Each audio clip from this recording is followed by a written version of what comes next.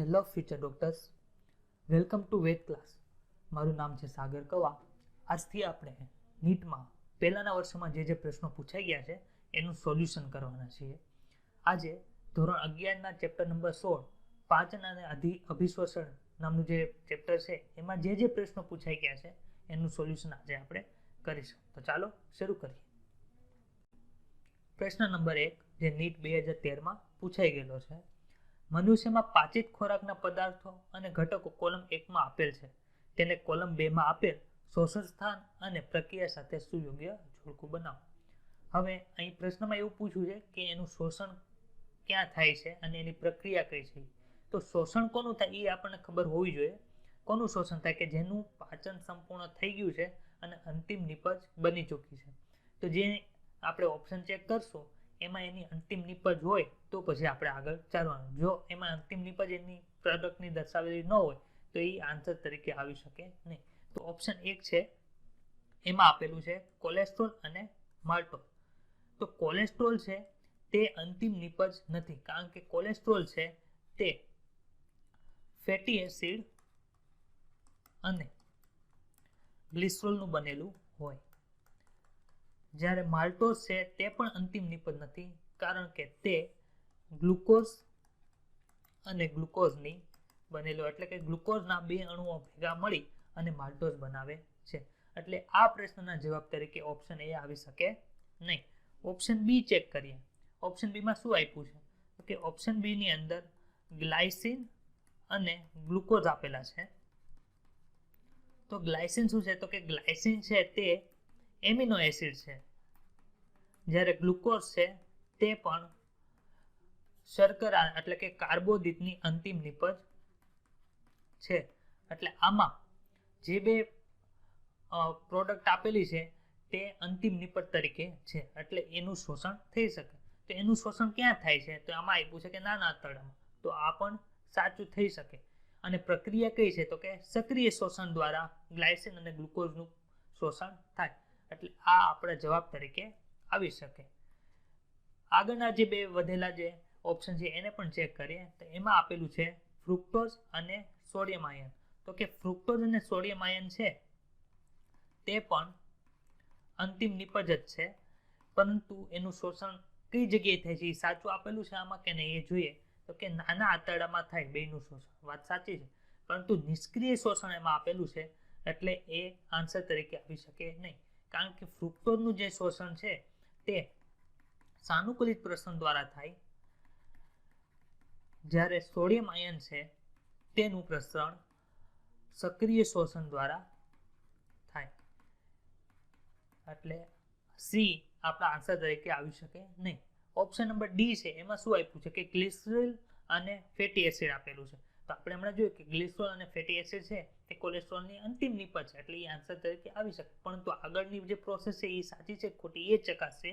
તો કે પક્વાશયમાં તેઓ ચિલોમાઇક્રોન્સ તરીકે આગળ વધે છે. હવે જે ગ્લિસરોલ અને ફેટી એસિડ છે ચિલોમાઇક્રોન્સ તરીકે નહીં, પરંતુ કાયલોમાઇક્રોન્સ તરીકે આગળ વધે, એટલે ડી છે તે પણ આપણા આન્સર તરીકે આવી શકે નહીં. તો આપણને જવાબ શું મળ્યો? બી એ આપણા પ્રશ્નનો જવાબ છે. આગળનો પ્રશ્ન જોઈએ. નાના આંતરડાના પ્રચુષ કોષોમાં ફ્રુક્ટોઝનું શોષણ કયા પ્રકારે થાય છે? ઓપ્શન એ છે સક્રિય વહન, બી સાનુકૂલિત પ્રસરણ, સી પ્રસરણ અને ડી છે સહપરિવહન ક્રિયાવિધિ એવું આપેલું છે. તો બી છે એ આનો આન્સર આવશે, કેમ કે આપણે આગળના પ્રશ્નમાં જોયું કે ફ્રુક્ટોઝનું જે શોષણ છે તે સાનુકૂલિત પ્રસરણ દ્વારા થાય છે. આગળનો પ્રશ્ન જોઈએ. પ્રશ્ન નંબર 3. કયો ઉત્સેચક મનુષ્યના દૂધના પાચન માટેની શરૂઆત કરે છે? તો દૂધનું પાચન આપણે કરવું છે તો એમાં દૂધની અંદર શું આવેલું છે? દૂધની અંદર કયું એવું તત્વ આવેલું છે કે જેનું આપણે પાચન કરવાનું છે એ જ જોવું પડે આપણે પહેલા. તો આપણે જોઈએ દૂધ. તો દૂધની અંદર કઈ વસ્તુ આવેલી છે? તો દૂધની અંદર કેસીન નામનું પ્રોટીન આવેલું હોય જેનું આપણે પાચન કરવાનું છે. તો આ પ્રશ્નના જવાબ તરીકે પ્રોટીઓલાઇટિક ઉત્સેચક આવી છે. પ્રોટીઓલાઇટિક ઉત્સેચક આના જવાબ તરીકે હશે. તો આપણે જે ઓપ્શન આપ્યા છે એમાં ચેક કરીએ. તો લાઇપેઝ છે એ પ્રોટીઓલાઇટિક ઉત્સેચક છે? તો કે નહીં. તો કે એ તો ચરબીનું પાચન કરે છે. જ્યારે ટ્રિપ્સિન છે બી, તો એ પ્રોટીયોલાઇટિક ઉત્સેચક છે, તો કે હા, પરંતુ એ પાચન કઈ જગ્યાએ આપણા કયા અવયવની અંદર એ પાચન કરે છે, તો કે આંતરડામાં પાચન કરે છે. તો આંતરડામાં એકેય વસ્તુને પાચનની શરૂઆત થતી નથી, એટલે ટ્રિપ્સિન છે તે પણ આ પ્રશ્નના જવાબ તરીકે આવી શકે નહીં. ઓપ્શન નંબર સી છે રેનિન. તો રેનિન છે એ જ આપણા પ્રશ્નનો ઉત્તર છે. શું કામ? તો કે રેનિન છે તે દૂધમાં રહેલા જે કેસીન પ્રોટીન છે તેનું પેરા કેસીનમાં રૂપાંતરણ કરે છે. તો આપણા પ્રશ્નનો આન્સર શું આવશે? સી. ઓપ્શન ડી શું કામ નહીં આવે? તો કે ઓપ્શન ડી માં આપેલું શું છે? તો કે પેપ્સિન. તો પેપ્સિનનું કાર્ય શું છે? તો કે એ પણ પ્રોટીયોલાઇટિક ઉત્સેચક છે, પરંતુ દૂધમાં જે કેસીન પ્રોટીન છે એનું પાચન પેપ્સિન કરતો નથી, એટલે ડી એ આપણા આન્સર તરીકે આવશે નહીં. તો આપણા પ્રશ્નનો જવાબ છે સી રેનિન. આગળનો પ્રશ્ન જોઈએ. પ્રશ્ન નંબર 4. માનવીમાં પ્રાથમિક દંતસૂત્ર કાયમી દંતસૂત્રથી કઈ રીતે જુદું પડે છે, જેમાં નીચેનામાંથી ક્યાં દાંત હોતા નથી? હવે આપણને પહેલા તો એ ખબર હોવી જોઈએ કે પ્રાથમિક દંતસૂત્ર એટલે શું અને કાયમિક દંતસૂત્ર એટલે શું. તો કે પ્રાથમિક દંતસૂત્ર અને કાયમી દંતસૂત્ર કોને કહેવાય? તો કે પ્રાથમિક દંતસૂત્ર છે તે 2102 છે, જ્યારે કાયમી દંતસૂત્ર છે તે 2123 છે. આમાં જુદા જુદા અંકો છે તે કોનું સૂચન કરે છે એ પહેલા ચેક કરીએ. તો કે આ આગળ જે બે આપેલા છે તે છેદક દાંતનું સૂચન કરે છે, જ્યારે એક છે તે રાક્ષી દાંતનું સૂચન કરે છે.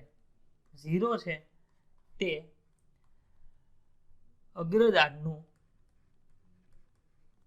સૂચન કરે છે, જ્યારે 2 છે અંતિમમાં જે બે આપ્યા છે તે દાઢનું સૂચન કરે છે.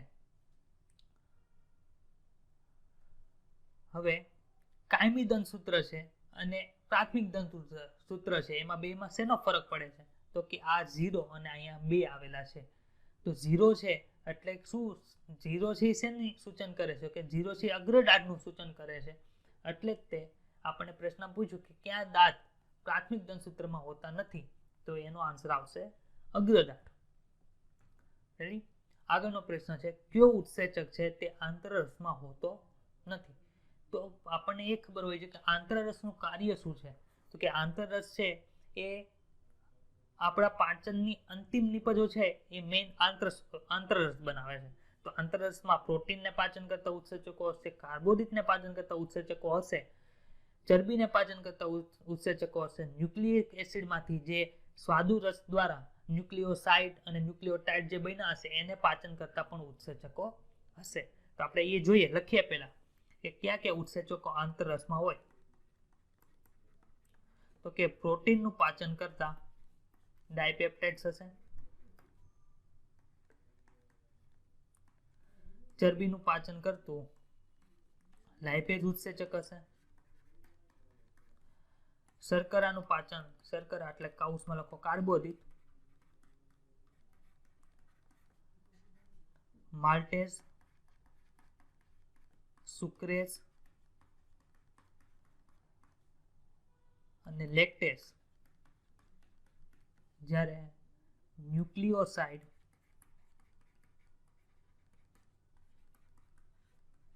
પાચન કરતા ન્યુક્લિયોસાઇડેઝ અને ન્યુક્લિયોટાઇડનું પાચન કરતા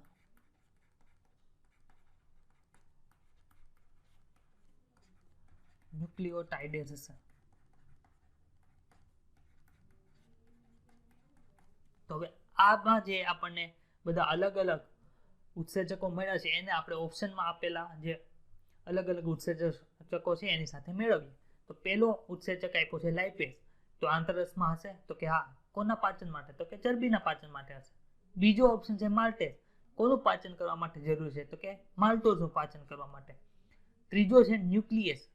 ન્યુક્લિયસનું કાર્ય શું છે? કે ડીએનએ અને આરએનએમાં જે આખી શૃંખલા હોય પોલીન્યુક્લિયોટાઇડની એને તોડશે અને ન્યુક્લિયોટાઇડ અને ન્યુક્લિયોસાઇડ બનાવશે.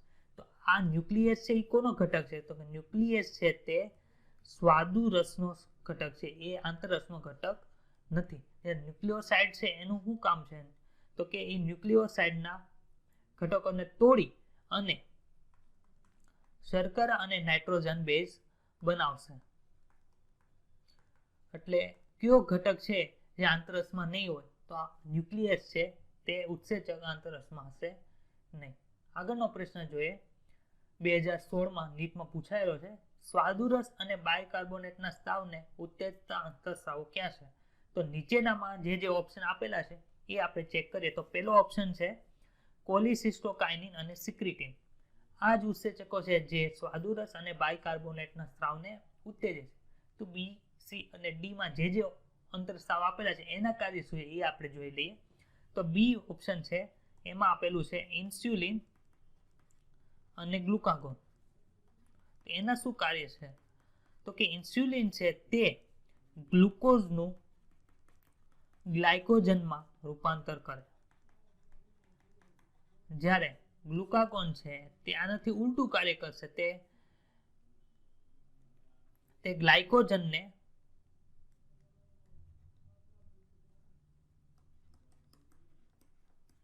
ગ્લુકોઝમાં રૂપાંતર કરશે. અને આ બે કોના અંતઃસ્ત્રાવ છે તો આ બે સ્વાદુરસના સ્વાદુપિંડમાંથી સ્ત્રાવ પામે છે. સી ઓપ્શન છે કે એન્જિયોટેન્સિન અને એપિનેફ્રિન. તો આ એન્જિયોટેન્સિન છે તે ક્યાંથી નિર્માણ પામે તો કે એ લીવર એટલે કે યકૃતમાંથી નિર્માણ પામે છે અને સ્ત્રાવ થાય છે, જે ચેપ્ટર નંબર 19 છે એમાં તમને ભણવામાં આવશે. જ્યારે એપિનેફ્રિન છે તે એ ક્યાં નિર્માણ પામે છે તો એપિનેફ્રિન છે તે કિડનીની ઉપર જે ગ્રંથિ આવેલી હોય છે એડ્રિનલ ગ્લેન્ડ એમાંથી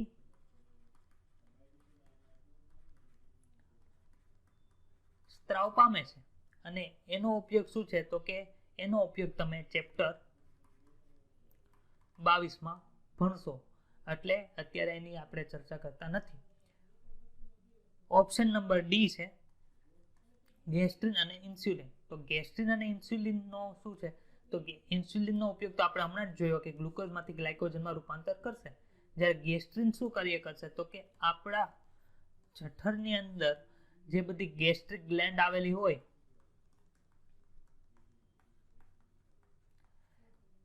તેના ઉત્સેચકોને સ્ત્રાવ કરાવવાનું કામ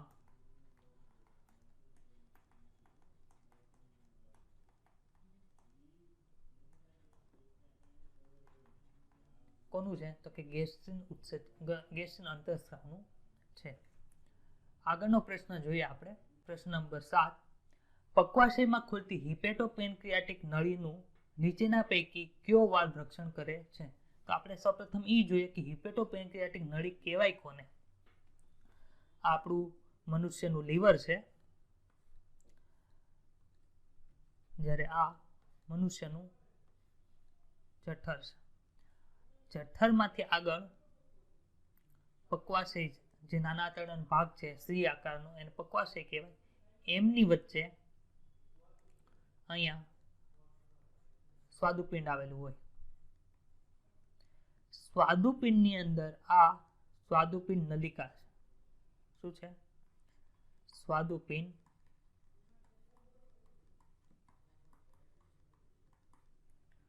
યકૃતમાંથી યકૃત નલિકા નીકળે છે, જે આગળ જઈને સામાન્ય પિત્ત નળી બને છે.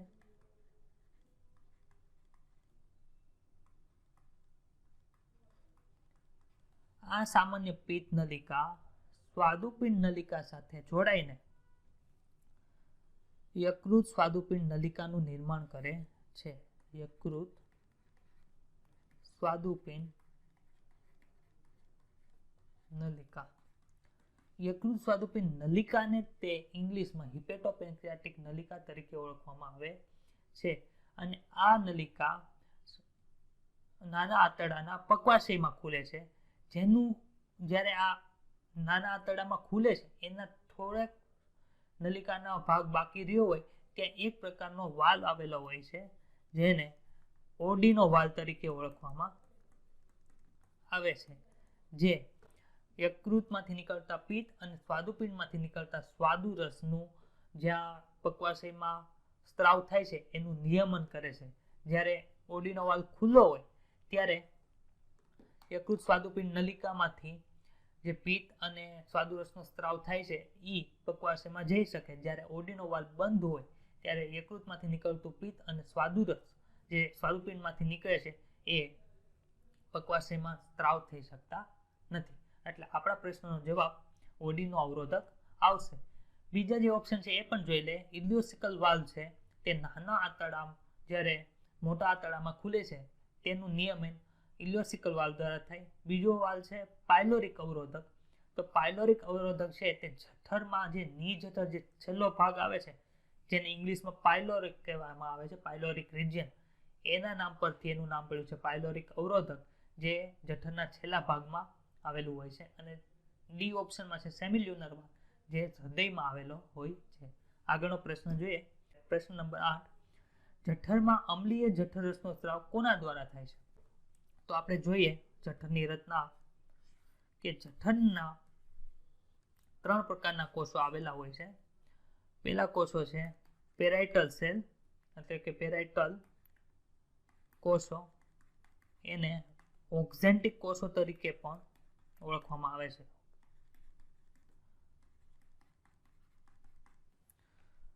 બીજા પ્રકારના કોષો છે એને મુખ્ય કોષો અથવા તો પ્રધાન કોષો તરીકે પણ ઓળખવામાં આવે. ત્રીજા પ્રકારના કોષો છે ગોબલેટ કોષો. તો આ અલગ અલગ પ્રકારના કોષો છે તે શેનું સ્ત્રાવ કરે છે એ જોઈએ. તો કે પેરાઇટલ કોષો છે તે હાઇડ્રોક્લોરિક એસિડ અને ઇન્ટ્રિન્સિક ફેક્ટર ઓફ કાસર, એટલે કે કાસરનો ફેક્ટર છે એનો સ્ત્રાવ કરે છે. HCl નું કાર્ય શું થાય? તો કે HCl છે તે જઠરમાં એસિડિક માધ્યમ પૂરું પાડે છે, જ્યારે ઇન્ટ્રિન્સિક ફેક્ટર ઓફ કાસલ છે તે વિટામિન B12 ના શોષણ માટે ઉપયોગમાં આવે છે. બીજા પ્રકારના કોષો છે કે મુખ્ય કોષો અને પ્રધાન કોષો. તો પ્રધાન કોષો છે એ કોનું સ્ત્રાવ કરે છે? તો કે તે પેપ્સિનોજનનો સ્ત્રાવ કરે છે, જે પ્રોટીનમાં પાચન માટે સહાયક બને છે. ત્રીજા પ્રકારના કોષો છે જે ગોબલેટ કોષો છે. તો કોનો કોષ શેનો સ્ત્રાવ કરશે? તો કે તે શ્લેષ્મનો સ્ત્રાવ કરશે, જે આપણા જઠરમાં અલગ અલગ પ્રકારના ઉત્સેચકો ને એ બધા જે સ્ત્રાવ થાય છે તેની અસરથી જઠરની દિવાલને બચાવે છે. તો પ્રશ્ન એવો છે કે જઠરમાં અમ્લીય જઠરરસનો સ્ત્રાવ કોના દ્વારા થાય છે? તો કે જેનાથી એસિડનો સ્ત્રાવ થાય છે એ જ તે અમ્લીય રસનો સ્ત્રાવ કરવા માટે જવાબદાર ગણાય. તે એ છે પેરાઇટલ કોષો અથવા તો ઓક્ઝેન્ટિક કોષો. તેથી આપણા પ્રશ્નનો જવાબ આવશે એ પેરાઇટલ કોષો. પ્રશ્ન નંબર છે 9, યકૃત નિવાહિકા શિરા ખાલી જગ્યામાંથી યકૃતમાં રુધિર લાવે છે. હવે નિવાહિકા શિરા એટલે શું એ પહેલા સમજવું જરૂરી છે. સામાન્ય રીતે આપણા શરીરની અંદર જે શિરાતંત્ર આવેલું હોય છે તે આપણા શરીરના અલગ અલગ અંગોમાંથી હૃદયમાં રુધિર લઈ જાય છે, પરંતુ નિવાહિકા શિરા તે શરીરમાંથી રુધિર હૃદયમાં લાવતા પહેલા અલગ અલગ અવયવમાં લઈ જશે રુધિર, અને પછી ત્યાંથી હૃદયમાં રુધિર લાવશે. આપણા શરીરની અંદર એવી 2 જગ્યા છે જ્યાં નિવાહિકા શિરાતંત્ર આવેલું છે. એક તો યકૃત પાસે અને મગજમાં આવેલા હાઇપોથેલેમસ પાસે. યકૃત નિવાહિકા શિરા કઈ રીતે હોય છે એની રચના આપણે જોઈએ. આ આપણું યકૃત છે અને આપણું મોટું આંતરડું છે.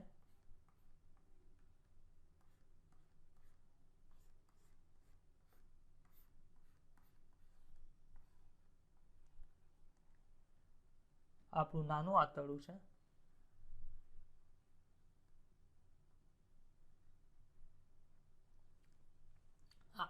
નાના આંતરડા અને મોટા આંતરડામાંથી શું કાર્ય છે ખબર છે આપણને? તો કે એનું મુખ્ય કાર્ય જે આપણા પાચિત ખોરાક હોય એનું શોષણ કરવાનું મુખ્ય કાર્ય આંતરડાનું છે. તો ઈ શોષણ કરીને ક્યાં જાય છે? તો કે ઈ શોષણ કરીને આપણી જે શિરા હોય જે રુધિર પ્રવાહનું વહન કરે છે એમાં બધો જે પાચિત ખોરાક છે તે જાશે અને તે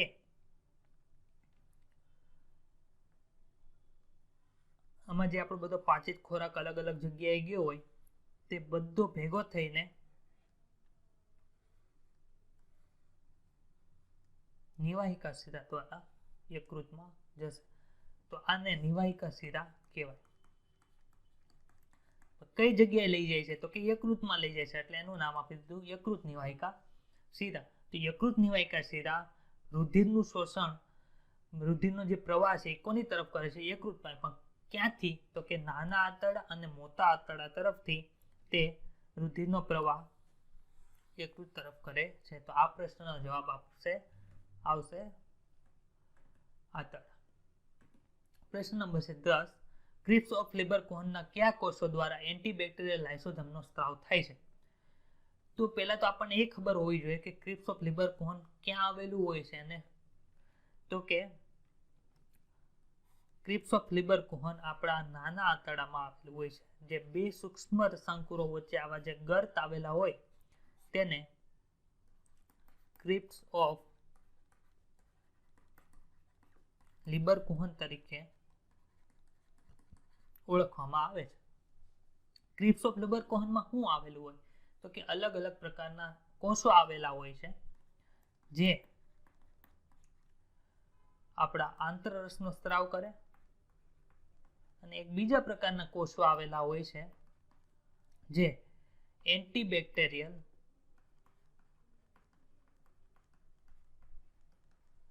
લાઇસોઝાઇમનો સ્ત્રાવ કરે. તો ઓપ્શનમાં જે કોષો આપેલા છે એ આપણે જોઈએ. પહેલા ઓપ્શનની અંદર આપેલું છે આર્જેન્ટિફેન કોષો. તો આર્જેન્ટિફેન કોષો ક્યાં આવેલા હોય? તો આર્જેન્ટિફેન કોષો છે તે આપણી આખી પાચન નળીમાં છે તે આવેલા હોય છે, અને તે એક અંતઃસ્ત્રાવી કોષો છે. હવે આપણે અહીંયા જોયું કે લાઇસોઝાઇમ છે એ તો ઉત્સેચક છે, એ અંતઃસ્ત્રાવ નથી. તો આર્જેન્ટિફેન કોષો છે તે આપણા આન્સર તરીકે આવી શકે નહીં. બીજા કોષો છે પેનેટના કોષો. તો પેનેટના કોષો છે એ જ તે આપણા ક્રિપ્સ ઓફ લીબરકોહનમાં આવેલા હોય છે અને આ જે લાઇસોઝાઇમનો સ્ત્રાવ કરે છે. જ્યારે ઝાયમોજન કોષો છે એ શું કરે કે ઝાયમોજન કોષો છે તે આપણા પ્રોટીનને પાચન કરતા જે ઉત્સેચકો હોય તેનો સ્ત્રાવ કરે છે. જ્યારે કુફર સેલ છે તે આપણા યકૃતમાં આવેલા હોય છે અને એનું મુખ્ય કાર્ય તે એક પ્રકારના મારક કોષો છે. એટલે પેનેટના કોષો તે લાઇસોઝાઇમનો સ્ત્રાવ કરે છે અને આપણા જે આંતરડામાં જે બેક્ટેરિયા આવેલા હોય એનું મારવાનું કાર્ય કરે છે. આજે આપણે 10 ક્વેશ્ચન સોલ્વ કર્યા છે. આવતા ક્વેશ્ચન જે બાકીના છે તે આવતા લેક્ચરમાં આપણે સોલ્વ કરશું.